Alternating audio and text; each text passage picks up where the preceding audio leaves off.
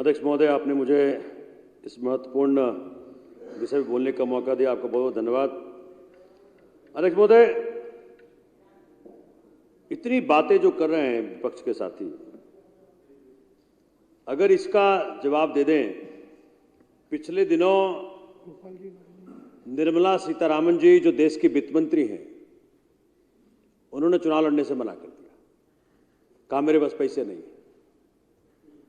अब कारण पैसा नहीं होना है या कारण उनके पति प्रभाकर जी के द्वारा जो दिया गया इंटरव्यू है, जो बहुत बड़े इकोनॉमिस्ट हैं, वो इंटरव्यू है। मोदी जी कहते हैं मोदी का परिवार के सदस्य इस प्रकार से हैं। निर्मला जी के पति प्रभाकर जी ने जो इंटरव्यू दिया है, वो ये दर्शाता है कि मोदी जी का परिवार तो बिखर रहा है। प्रभाकर जी हों या हमारे गवर्नर मलिक साहब हों, जिन्होंने भाजपा की सच्चाई, किस प्रकार से देशद्रोह का काम इन्होंने किया है, किस प्रकार से देश के फाइनेंस के साथ, देश की संप्रभुता के साथ खेलने का काम किया है, उजागर किया है। तो ये बताएं, कहां का मोदी का परिवार? उन्होंने साफ साफ कहा, खुले शब्दों में कहा सिर्फ एक ही चीज में महारत हासिल है माननीय मोदी जी को। वो क्या चीज है?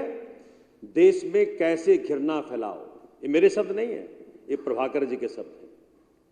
प्रभाकर जी जो निर्मला सीतारामन जी के हस्बैंड हैं, उनके शब्द हैं कि मोदी जी को एक चीज में पीएचडी हासिल है। वो विषय है देश में घृणा कैसे फैलाओ, आपस में एक दूसरे से कैसे लड़ाओ, देश को कैसे अस्थिर करो। उन्होंने खुले शब्दों में कहा कि मोदी जी ने देश की जो अर्थव्यवस्था है उसको गर्त में ला दिया। इसका क्या जवाब है भाजपा वालों के पास?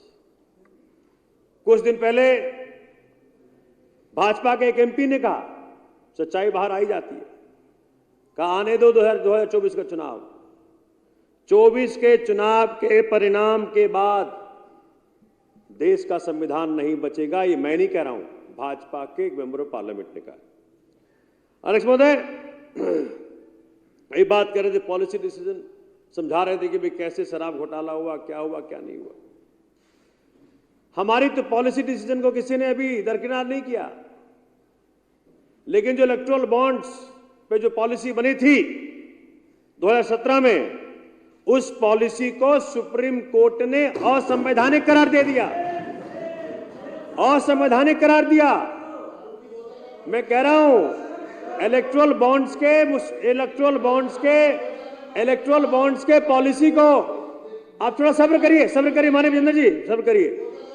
इलेक्टोरल बॉन्ड्स के पॉलिसी को माननीय सुप्रीम कोर्ट ने असंवैधानिक करार देकर के क्वेश्चन कर दिया। अब मुझे बताएं, एक पॉलिसी बनी, उस पॉलिसी के तहत इस देश के अंदर सबने देखा किस प्रकार से ईडी का मिसयूज हुआ। 8,000 करोड़ भाजपा ने वसूली की, पॉलिसी क्वेश्चन हुई, सबके सामने आया किस प्रकार से। देखिए, जो वादा करते थे देश को कि हम लाएंगे लिस्ट स्विस बैंक से, वो एसबीआई को दबा रहे थे कि लिस्ट बाहर मत लाओ।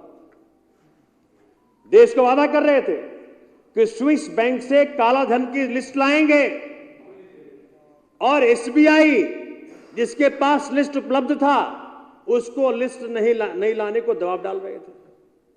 इनके कथनी और करनी में क्या फर्क है सबको दिख रहा है। बिल्कुल ठीक कह रहे हैं। और अध्यक्ष महोदय, एसबीआई ने डंडे की मार से उसमें कंटेम्प्ट ऑफ कोर्ट होना चाहिए, जहां अगर जून तक समय लगेगा। जब डंडा लगा तो 2 दिन में लिस्ट बाहर आ गई, और कहा कि नहीं 2 लिस्ट है, कैसे मैच मेकिंग होगा। तो कहा कि काम करो, दोनों लिस्ट बाहर कर दो। फिर स्मार्टनेस करने की दिखाई कि जो उसका नंबर है, जो बॉन्ड का नंबर है जिससे मैच मेकिंग हो सकता है, उसको छुपा लिया। फिर कोर्ट जाया गया, फिर नंबर बाहर आया। जब नंबर बाहर आया तो किस प्रकार से देश को मालूम पड़ा कि भाजपा ने इस विश्व का, देश का ही नहीं, इस विश्व का सबसे बड़ा फ्रॉड किया है, सबसे बड़ा फ्रॉड किया है। अगर आज ईडी, अगर आज ईडी बता रहे माननीय विजेंद्र जी, अगर आज ईडी को खुली छूट दी जाए तो इनके सारे नेता जेल में होंगे, तुरंत जेल में होंगे, सारे जेल में होंगे। अध्यक्ष महोदय, अभी तो एक इलेक्टोरल बॉन्ड बाहर आया, एक बहुत बड़ा है फ्रॉड और जो छुपा हुआ है वह पीएम केयर फंड। इस देश ने देखा इलेक्टोरल बॉन्ड के माध्यम से, इस देश ने देखा किस प्रकार से ईडी बन गई, जो इन्फोर्समेंट डायरेक्टरेट थी वो बन गई, हमारे संजय जी ने कहा एंटरटेनमेंट डायरेक्टरेट, लेकिन हम कह रहे हैं एक्सटॉर्शन डायरेक्टरेट। एक्सटॉर्शन डायरेक्टरेट बड़ा साफ साफ दिखा, पूरा एस्टैब्लिश्ड हो गया, सबने देखा, विश्व ने देखा कि पहले ईडी कंपनी पर रेड डालती है, फिर कंपनी से वसूली की जाती है, भाजपा को आती है वसूली, फिर केस ड्रॉप होता है। ये एस्टैब्लिश हो गया विजेंद्र जी, इस सब ने देखा। तो भाजपा ने एक्सटॉर्शन डायरेक्टरेट यानी ईडी का दुरुपयोग अपने खजाने भरने के लिए किया। चुनाव में जो पैसा खर्च हो रहा है उसकी जिम्मेदारी ईडी को दी। और एक जुमला देखिए, एक जुमला और चला, माननीय मोदी जी ने कहा कि जो पैसा इकट्ठा हो रहा है वो गरीबों में बांटेंगे। मतलब झूठ बोलने की जो इनको पीएचडी हासिल है, डॉक्टर नरेंद्र मोदी जी, डॉक्टर, हम तो डॉक्टर कर रहे, पीएचडी झूठ बोलने में। अब एक और जुमला फेंका कि जो पैसा इकट्ठा हो रहा है उसको हम देश में बांटेंगे, गरीबों बांटेंगे। वो 15 लाख तो अभी तक आया नहीं, लेकिन ये एक और जुमला कर रहे हैं कि भाई उसको बांटेंगे। और 2715 करोड़, एक दो पैसा नहीं है, 2715 करोड़ रुपया भाजपा ने ईडी के माध्यम से वसूली की है। तो मैं आपके माध्यम से भाजपा तक बात पहुंचाना चाहता हूं कि क्या 2715 करोड़ जो इकट्ठा भाजपा ने किया है, क्यों नहीं वो आज ही गरीबों में बांट दिया जाए? करना चाहिए कि नहीं करना चाहिए? इलेक्टोरल बॉन्ड वाला वही वाला है। अध्यक्ष महोदय, कल मैं देख रहा था कि जब ये जो गोदी मीडिया है इसको इंडिया गठबंधन कहने में बड़ी दिक्कत होती है। कोई कहता है इंडी गठबंधन, कोई कहता है I.N. इतना मेहनत करते हैं लोग। जो बॉस का, इनके आकाओं का जो आदेश है, लेकिन कल की जो संख्या थी, पूरा रामलीला मैदान लबालब भरा हुआ था और बाहर की सड़कें सारी भरी हुई थी। और इस कारण से भाजपा को मालूम पड़ गया है कि पैर के नीचे से जमीन खिसक गई है और अब इनको तकलीफ हो रही है। इनके लिए ना उगलना बन रहा है ना निगलना बन रहा है। अरविंद केजरीवाल जी को जो इन्होंने अरेस्ट किया, मैं भी सोचता था कभी बैठ के कि भैया जिस प्रकार से इन्होंने भारत में गोदी मीडिया के माध्यम से एक जहर फैलाने का काम किया है, कैसे इनका खात्मा होगा। तो परमात्मा का इंटरवेंशन हुआ, डिवाइन इंटरवेंशन हुआ, केजरीवाल जी को अरेस्ट कर लिया। जिस दिन उन्होंने हाथ डाला केजरीवाल जी के ऊपर, उस दिन से मोदी जी की खात्मे की शुरुआत इस देश में हो गई। अध्यक्ष महोदय, हजारों करोड़ों रुपया खर्च करते हैं, फॉरेन जाते हैं, लाखों करोड़ खर्च करते हैं देश का इमेज बनाने के लिए, लेकिन पूरे विश्व में करीब करीब हर देश ने, यहां तक कि यूएन ने इस बात की निंदा की कि भारत में लोकतंत्र खतरे में है। अब बताइए, जो सबसे बड़ा लोकतंत्र भारत है उसका अगर विश्व के हर देश निंदा करेगा तो कहां रह गया देश का इमेज? अध्यक्ष महोदय, दूसरा, अभी चुनाव आयोग, कल भी हम लोगों ने बात की, इस सारे मुसीबतों का जड़ एक है, जो चुनाव घोषणा के बाद ये सारी हरकतें हो रही हैं। जिस चुनाव आयोग का सिलेक्शन 3 सदस्यीय कमेटी ने करना था, जिसमें 3 लोग थे, कौन कौन? मोदी जी यानी prime minister, leader of opposition और एक चीफ जस्टिस ऑफ इंडिया थे। ये 3 व्यक्ति थे पहले, लेकिन इन्होंने कानून बना करके पास कर दिया पार्लियामेंट में, क्या कि जी एक होगा प्राइम मिनिस्टर, एक होगा प्राइम मिनिस्टर के नुमाइंदे और तीसरा होगा एलओपी। और जब 3 में 2 आप ही हो तो चुनाव आयोग किसकी सुनेगा? वो तो आपकी सुनेगा। वो तो आपकी सुनेगा, उसमें भी आ रहा हूं, शराब पे भी बताऊंगा विजेंद्र जी, चिंता ना करें। तो अब बता रहे विजेंद्र जी, अरे बता रहे अध्यक्ष महोदय, अब आज चुनाव आयोग में 2 व्यक्ति, जो सिलेक्शन कमेटी में 2 व्यक्ति भाजपा के हैं, तो नेचुरल सी बात है चुनाव आयोग कम, मोदी आयोग ज्यादा है। अब ये चुनाव घोषणा हो गई, टीएन सेशन की मुझे याद आती है, मैंने कई बार इस बात को कहा है, अगर टीएन सेशन जैसा व्यक्ति चुनाव आयुक्त होता तो आज भारत सरकार को बताता कि चुनाव निष्पक्ष कैसे कराना होता है। इन्होंने क्या किया, अब कुछ भी ये कर रहे हैं। मेरे साथी कुलदीप ने ये बात रखी कि जो प्रोटेस्ट दिल्ली में हो रहा है, आम आदमी पार्टी करे तो कोई और नियम, भाजपा के लोग करें तो कोई और नियम, उनको बकायदा स्टेज बना के दीजिए, लोग इकट्ठे हो, जो मर्जी करें, बैरिकेड तोड़े, जो मर्जी करें। आम आदमी पार्टी के लोग, अरविंद केजरीवाल के लोग, 4 आदमी इकट्ठा नहीं हो सकते। यहां तक कि 28 तारीख को जब मैं दिल्ली कैंट में प्रचार कर रहा था तो वहां पे बड़ी भारी संख्या पुलिस वाला आ गई, कहते हैं प्रचार नहीं कर सकते। क्यों नहीं कर सकते जी? कहते हैं कि जी परमिशन कहां है। मैंने कहा परमिशन मांगने गया था तो इलेक्शन कमीशन ने कहा अभी तक आपका नामांकन नहीं हुआ, इसलिए आप ऑफिशियली कैंडिडेट नहीं है, तो आपको परमिशन नहीं दे सकते हम। आप अभी जहां मर्जी जाओ, जहां मर्जी जाओ, जा सकते हो। 1 मिनट, अरे भाई बात तो कर लो यार, बात तो रखने दो, अरे बात तो रखने दो भैया। अब ये बार बार टोकते हैं अध्यक्ष महोदय, अपने आप को मत टोको यार, बात करने दो, बात रखने दो भैया।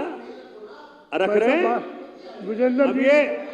विजेंद्र जी, उनको बात रखने दो अपनी, फिर आप तो ये मना कर दिया, दिक्कत होती है। मैंने कहा ठीक है भैया बताओ, सदस्य शांत बैठे, आप ही को परेशानी होती है। मैंने कहा फिर कोई बात नहीं, तो कहा भाई ये हम लोग जो है इसको, जो आप चूंकि आप मुझे रोक रहे हो तो और कारण बताओ। कहते हैं 144 लगा है। तो मैंने कहा 144 लगा, दिखाओ कहां है ऑर्डर। ऑर्डर भी नहीं दिखा रहे। फिर मैंने कहा भाई ये काम करो, 144 में 5 की बनाई है ना, 5 या ज्यादा, हम 4 चले जाते हैं। कह रहे 4 भी नहीं जा सकते आप, बाकायदा से वीडियो में रिकॉर्डेड है। मैंने भाई क्या चक्कर है, तो साइड में ले जाके बोलता है भाई साहब बहुत प्रेशर है। क्या बताऊं, बहुत प्रेशर है, आप लोग चुनाव जीतो, परमात्मा करे कि आप दिल्ली के 7 सीट जीतो, ऐसा पुलिस के अधिकारी ने कहा। पुलिस के अधिकारी ने कहा इतने दबाव में भाई साहब नरक बना दी इन लोगों ने जिंदगी हमारी। सीधा ट्रांसफर की धमकी देते हैं। ये कहते हैं भाई तुम्हारा जिंदगी नरक बना देंगे अगर तुम्हारा कहना नहीं मानोगे। अध्यक्ष महोदय, ये दिल्ली का हाल है, दिल्ली पुलिस का हाल है। अब ये देखें तो चुनाव की घोषणा के बाद दो तरह कानून हो गए। विपक्ष के नेशनल पार्टी के कन्वीनर को अरेस्ट कर लिया इन्होंने। चुनाव आयोग शांत बैठा हुआ है, बिल्कुल मुक्त बैठा हुआ है। उसकी ड्यूटी थी कि फ्री एंड फेयर इलेक्शन कराने के लिए सारे के सारे नेता बाहर रहे। आज बीजेपी को जो सुनिश्चित किया है, एक खुला छूट दिया है कि जो मर्जी करो, एक्सटॉर्शन करो, नेताओं को बंद करो, जो मर्जी करो, खुली छूट है इनको अध्यक्ष महोदय। तो आज पूरा देश देख रहा है कि विपक्षी पार्टियों के अकाउंट को फ्रीज कर दो, विपक्षी पार्टियों के नेताओं को बंद कर दो, विपक्षी पार्टियों के उम्मीदवारों को प्रचार न करने दो, डिटेन कर लो। पूरा विश्व देख रहा है, पूरे विश्व में भारत का डेमोक्रेसी मजाक बन के रह गया अध्यक्ष महोदय। अब कह रहे हैं शराब घोटाला। अब आता हूं घोटाला पे। अध्यक्ष महोदय, इस देश ने पहली बार देखा जो ईडी ने काम किया। शरद चंद्र रेड्डी जो इस सो-कॉल्ड घोटाले का किंगपिन था, उस व्यक्ति को अरेस्ट कर लिया। फिर 5 करोड़ रुपया इलेक्ट्रल बॉन्ड के माध्यम से वसूली की, फिर 6 महीना जेल में रखता है। इस दौरान जितने स्टेटमेंट्स होते हैं, एज ए लॉयर बता रहा हूं मैं, ये जितने स्टेटमेंट्स हुए, जो कोर्ट के सामने स्टेटमेंट्स भी हुए, उन कोर्ट के सामने दिए गए स्टेटमेंट्स में भी अरविंद जी का नाम नहीं है। उसके बाद डील होती है भाजपा और रेड्डी की। डील क्या होती है? तू 2 काम कर दे, तुम्हारी आजादी सुनिश्चित कर दूंगा। काम क्या है भैया? एक तो तू इलेक्ट्रल बॉन्ड के माध्यम से और 55 करोड़ रुपया दे दे भाजपा को। बोला दिया। अध्यक्ष महोदय, अगर कोई जेल में जाए ना, जिसकी सारी जिंदगी एसी में बीतती हो, बड़े से बड़ा आदमी टूट जाए 6 महीने में, बोला भाई एक काम करो, केजरीवाल का छोड़ो, तुम कहो मोदी का नाम लिख दें। अगर कहता ईडी वाला तुम मोदी का नाम लिख दे, तो वो मोदी का नाम लिख देता। तो डील क्या हुई? एक तो 55 करोड़ दे इलेक्टोरल बॉन्ड के माध्यम से, और दूसरा अरविंद केजरीवाल का नाम लिख। बहुत दुर्भाग्यपूर्ण है अध्यक्ष महोदय। इस प्रकार की हरकत एक चीज दर्शाती है कि भाजपा को इस देश से प्रेम नहीं है। उसका कारण है आजादी के लड़ाई में इन लोगों का कोई कंट्रीब्यूशन नहीं। वो कहानी है ना कि एक बच्चा गुम हो गया, उसको लाया गया राजे के सामने, दो औरतें वहां पे आई, बोले कि हमारा है हमारा है। राजा ने कहा काम करो, इसको 2 भागों में बांट दो, आधा इसको दे दो, आधा उसको दे दो। जिसका था उसने कहा भाई उसी को दे दो, कम से कम बच्चा जिंदा तो रहेगा। इनका तो देश कभी था ही नहीं, इन्होंने कभी कंट्रीब्यूशन किया ही नहीं, इन्होंने हमारा झंडा तक नहीं फहराया। अध्यक्ष महोदय, आज इनकी हर हरकत देश को विभाजन करने पे तुली हुई। अध्यक्ष महोदय, जो पंजाब के साथी हैं उनको आतंकवादी कह रहे हैं, जो किसान हैं उनको आतंकवादी कह रहे हैं। मणिपुर में ऐसी घटना घटी जहां की औरतों को निर्वस्त्र में घुमाया गया, लेकिन वहां पे प्रेसिडेंट रूल नहीं सूझा इनको। आज तक वहां पे आग लगी हुई है। मणिपुर की कई बहनें दिल्ली में रहती हैं, आकर के बोलती हैं सोमनाथ जी आप सदन जाओ, सदन जाकर के हमारा मुद्दा उठाओ। हमने बहनों को प्रॉमिस किया है कि हमारे सांसद मणिपुर के साथ हैं और मणिपुर की मुसीबत पे समाधान सदन के अंदर से लेकर के आएंगे। अध्यक्ष महोदय, ये जो बात करते हैं, कई बार चूंकि मैं भी उसका भुक्तभोगी रहा, भाई 20 करोड़ ले लो, 25 करोड़ ले लो, 10 ले आओ, ये तोड़ देंगे वो तोड़ देंगे। पार्क में जब भी घूमने जाता हूं, कोई ना कोई आदमी आता है, सोमनाथ जी अमित शाह जी से मिलवा देते हैं, आप चलो तो सही। मतलब ये लगे हुए हैं, एन केन प्राकरेन, ये स्टेजेस पे हैं। वोटर्स लिस्ट मैनेजमेंट पहले करेंगे कि भैया पहले जो वोटर्स है उसकी लिस्ट में हेराफेरी करो, जो आम आदमी पार्टी के वोटर हैं उनके नाम कटवा दो, जो फेक वोटर्स उनके फेवर में जाएंगे उसके नाम जुड़वा दो। अगर वहां नहीं मैनेज कर पाए और फिर भी इलेक्शन के दौरान वोटिंग पड़ रही है तो वोटिंग मैनेजमेंट करो। जो जिस कॉलोनी से ज्यादा वोट आएंगे आम आदमी पार्टी को उसको वोट मत डालने दो। फिर अध्यक्ष महोदय काउंटिंग मैनेजमेंट करो। अगर वो वहां भी विफल रहे और एमएलए चुन करके आ गए तो एमएलए मैनेजमेंट करो। अब वो ईडी का डर दिखाओ, उसे सीबीआई का डर दिखाओ, अगर उससे भी ना डरे तो पैसे दो, एन केन प्राकरेन एमएलए खरीद करके लेके आओ। अगर वहां भी ना कर पाए और एमएलए जैसे आम आदमी पार्टी के डटे रहे केजरीवाल जी के साथ, आज भी सारे विधायक जो इनको आशंका थी, जो इनको लोलुपता थी कि आम आदमी पार्टी के विधायक टूट जाएंगे, मैं अपने साथियों को मुबारकबाद देता हूं कि अरविंद जी को अरेस्ट के बाद भी हमारा कोई एक साथी नहीं टूटा। ये बहुत बड़ी बात है। अब ये क्या कर रहे हैं कि एलजी के माध्यम से, गवर्नर के माध्यम से वहां के गवर्नेंस को डिस्टर्ब करो, चाहे पंजाब हो चाहे दिल्ली हो, वहां पे डिस्टर्बेंस करने की इन्होंने ठानी है। अध्यक्ष महोदय, और कई प्रकार से मंत्रियों को अरेस्ट कर लो फेक केसेस में। और जो सबसे बड़ी बात इन्होंने यहां करी है कि एक सिटिंग चीफ मिनिस्टर को एक ऐसे व्यक्ति के स्टेटमेंट के आधार पे अरेस्ट कर लिया जो कि पिछले 6 स्टेटमेंट्स में कभी भी अरविंद केजरीवाल का नाम नहीं लिया। इनके पास कोई सबूत नहीं, किसी प्रकार का सबूत नहीं। अध्यक्ष महोदय, अभी सोच रहे हैं कि अरविंद जी रिजाइन कर दें, लेकिन अरविंद जी ने पहले पूरे दिल्ली से पूछ लिया था, काउंसिलरों से पूछ लिया था, विधायकों से पूछ लिया था और पूरे दिल्ली से पूछ लिया था कि जी अगर ये भाजपा वाले हमें अरेस्ट करें, हमारे मुख्यमंत्री अरेस्ट करें तो क्या करना चाहिए। पूरी दिल्ली कह रही है अरविंद केजरीवाल जी आपको रिजाइन नहीं करना है, और इससे बहुत दुखी है ये। अध्यक्ष महोदय, ऐसे अनेकों उदाहरण है जहां की भाजपा को सर्वसार होना चाहिए। और मैं आज इस सदन के अंदर अनाउंस कर रहा हूं, अगर इन्होंने गलती से भी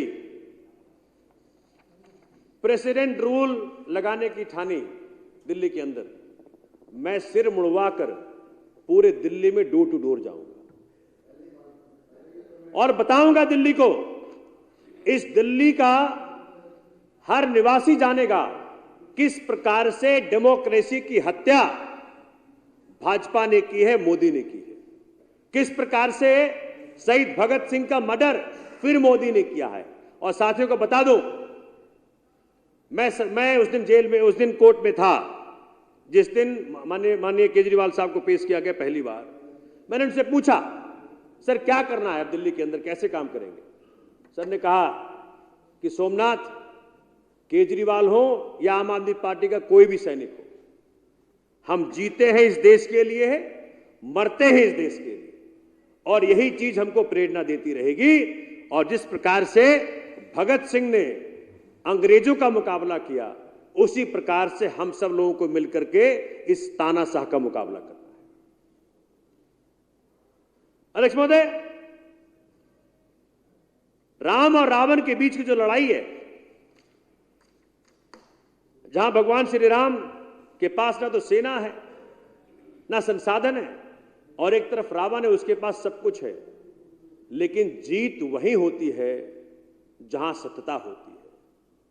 ये कितना कर लें, एन केन प्राक्रेन जो चाहे वो कर ले, लेकिन भारत का एक एक व्यक्ति आज इस बात से वाकिफी हो गई है सबकी कि इस देश को कोई अगर बचा सकता है, इस देश के अंदर को लोकतंत्र बचा सकता है, उसका नाम है अरविंद केजरीवाल। अध्यक्ष महोदय, मुझे याद है जो जेब कतरे की बात कर रहे थे विजेंद्र जी, सोमनाथ जी अब कंक्लूड करिए प्लीज। एक कांस्टेबल था, क्योंकि उस वक्त मैं लॉ मिनिस्टर था इसलिए मैं बता रहा हूं आपको, एक करप्ट कांस्टेबल को बचाने के लिए पूरी केंद्र सरकार उतर गई दिल्ली हाई कोर्ट में कि नहीं जी, आप इसको प्रोसिक्यूट नहीं कर सकते। क्यों नहीं कर सकते? कह रहे हैं कि एंटी करप्शन ब्रांच एक पुलिस थाने के दायरे में आता है, इसलिए जो कि आपके पास नहीं है, इसलिए आप इसको प्रोसिक्यूट नहीं कर सकते।